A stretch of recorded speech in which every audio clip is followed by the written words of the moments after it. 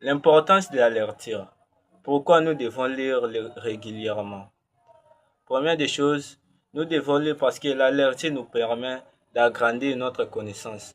Grâce à la lecture, nous connaissons plus de choses que nous n'avons même pas les chances de les connaître.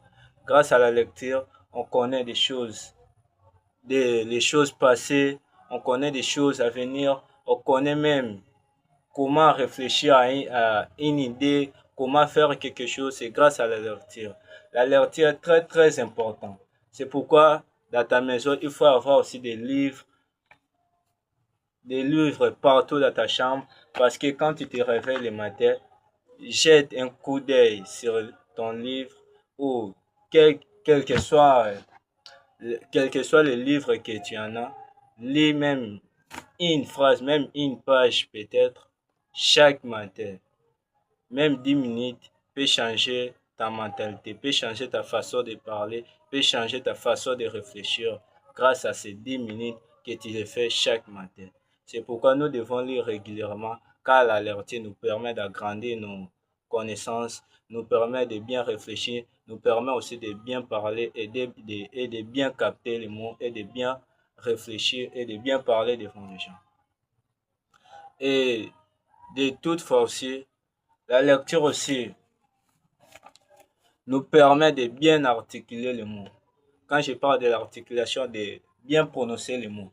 Grâce à la lecture que tu fais la lecture chaque jour, tu peux bien lire n'importe quel livre que tu n'as jamais vu. Grâce à la lecture, tu peux prononcer des mots que tu n'arrivais même pas à prononcer. Parfois, moi, je lis.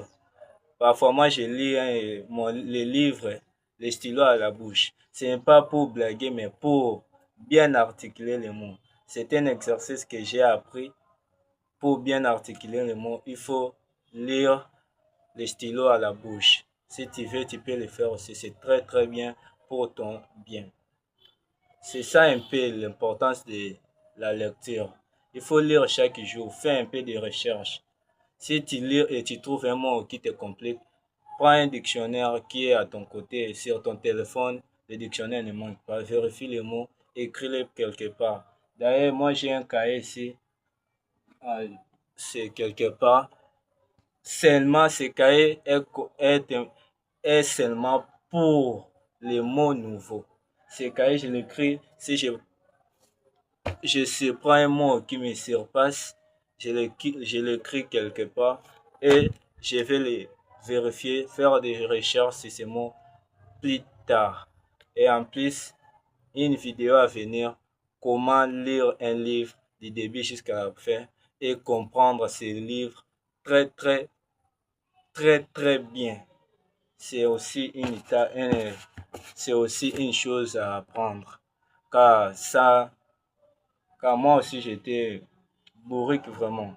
Je ne savais pas qu'est-ce que je lisais dans les livres, qu'est-ce que j'ai fait dans les livres. Mais lorsque j'ai appris à comment lire un livre, maintenant je comprends les livres très très très très bien. Je peux lire un livre de 500 pages en un mois et je vais le comprendre très très tranquillement, chaque page, chaque chapitre. C'était une vidéo à venir.